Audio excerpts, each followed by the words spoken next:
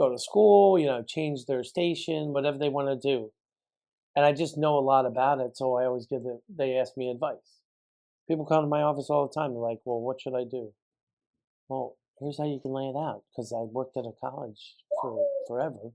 Right. So I know the paths you have to go, whether you should take, and they don't think about it in incremental steps.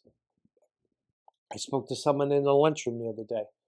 I said, "So you're taking the free school?" They're like, "No." "Why not?" "Well, it's always, oh, I don't have time." I said, "Well, how long have you worked here?" Mm-hmm. 5 years.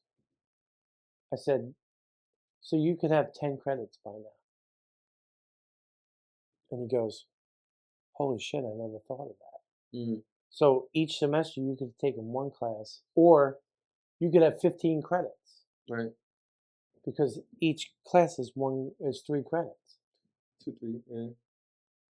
Depends. So why aren't you doing it for yourself? You don't do it for anybody else. If you don't want to do this, and you told there's something you want to do, you're not taking the steps to change it yourself. Right. It's not the company's fault. It's not your mom's fault. It's not your girlfriend's fault. It's you. Yeah. You gotta internalize it. You got to take Yep. responsibility for yourself. And what did I do? Yes. I mean, for example, I'm not going to stand there and bitch about what all the narratives are or anything. My expression, I'm going to write a song about it, Mm-hmm. because we all should be on the same team. Yeah. But we're not. We're not. We're never. None of us are on the same team. Yeah. And the crazy thing is, we're letting them do it to us. Mm-hmm. We're letting, like, if people don't agree with President Trump, we're letting him do that to us. You know why? Because you're not speaking up. Everybody's like, "Well, I'm only one person." And you know how to talk, Mm-hmm. and you know how to make an opinion. So put out the positive message, and eventually it may have a change. Right. Like, I wrote about all the corruption, like the corruption in New York. I've complained about it for years. I mean, I did a project when I was in school about they taught me how to do diminishing returns and all those different formulas. Mm-hmm. So I actually took my salary and what I'm making and how much taxes I'm really paying through those diminishing returns formula. Mm-hmm. You're not even getting 50% of your salary after you've been taxed so many times by the state, federal. What is it? When you go to the store, you get taxed like 5 times on the same money. So you're making like, maybe, was it 38% of your salary that's spendable. Right. But how can we change that? You have to get involved. Yeah. Get them to change. The way you get them to change, people, number one, people don't vote. They don't do informed voting. Or even if they ran for a smaller office, for example, you could run for city council, you can run for borough council, you can run for any of those things. And people tell me, "Well, I couldn't do that." Yes, you could. You could go get I 10,000 think it's signatures. so much more than just that, though, right? Because by the time you make it there, whoever they is, you know what I'm saying, is in control in many different ways, more than one. And I think that by the time anyone gets to a certain level, uh, it's too late. No, but if you don't start somewhere, You gotta it start. doesn't. You gotta start somewhere. But I don't know. I just you see through history, man. Like just people People are in find their own something. lives. People find something dope. They make it. They can make it successful. They can make it something that's like for the community, and then soon it just gets infiltrated. You know. Well, they get comfortable because it's what they like. Like, Yeah, I've started that's what you're saying. working, they get comfortable because we all want that comfortable life to come home. You know, I'm busy with my stuff and I got to Okay. do my thing, and they So get you think busy. it has to deal with more like entropy, like in terms of how I recently found out about that word. It is basically about how people with success can oftentimes lead to too much comfortability, so that the next heirs, if you will, don't have the same working habits that were to have maintained and created that success in the first place.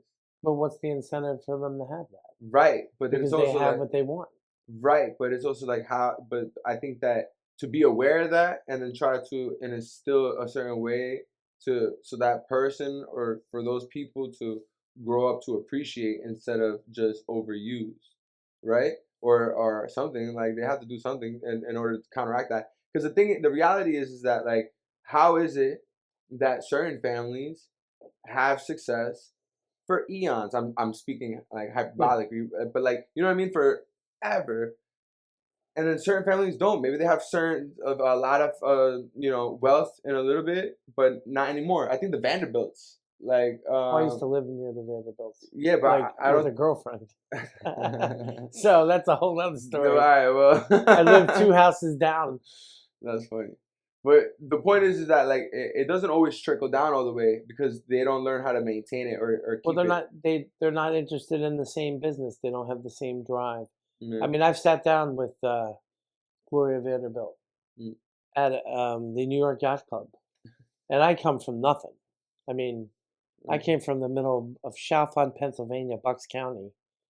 I ended up dating a girl in college whose mother was a concert pianist, and they come from wealth. mm, So I stayed in Bluebird Cottage in what is that? Newport, Rhode Island. mm, Used to live in the house in the back over the summer. So I ended up at that lunch at New York Yacht Club. I'm sitting next to Gloria Vanderbilt mm. and Ted Turner, Jane Fonda, one of the Kennedys. I'm Crazy. sitting at the same table as these elite people, Right. and they're listening to what the hell I have to say. Like I was in college. I mean, I must have been 20, maybe 21, 22 years old. And they're like, well, what do you want to do? I said, I'm going to be a professor and I'm going to be a teacher and I'm going to be a tech. And I've gotten emails and texts since then saying, holy shit, you did it. Mhm. Not many people can do that in life. Mm. Like, say that this is my dream and do it. You do it. It's true. And that's why I come up with new dreams. I mean, I'm 53 years old and I I still have dreams, aspirations. I have a 16-year-old kid who has dreams and and my wife has dreams and her aspirations, and it's all gotta come together somehow. And because I'd never tell anybody, oh, don't do it. Right. If that's what you got to do, then we're gonna adjust to do it. I mean, my wife has a more is That's she tough. just got a raise yesterday. Mm. She's making more money than she's ever made in her life Wow. because she loves what she does now, Wow. and she's more successful at it Right. because she found a job. Because well, I did support her for a year, like to find that job, Mm. and I told her, "Don't worry, you're gonna find it." I kept telling her, "Don't worry, you're gonna find it." And she'd wake up in the morning, she's like, I don't know. Don't you give up. Right. I said, "What little thing did you do today Mhm. to find that job? Right. That's it. I mean, what suggestion I can give you?" And she, well, your wife gets annoyed with you, but that's typical in life because she doesn't want to hear that. She's like, I'm telling her what she Mhm. needs to hear, but I understand why she's not running receiving because she's like, well, it's hard. But yeah, but look at yourself now. Right. Like if we didn't Mm. work together as a team Mm. and we wouldn't be here now. Right. I mean, no way. I wouldn't have 3 places in Pennsylvania and all this crazy shit that I never Right. thought I'd have in my life. Right. Like I bought a boat.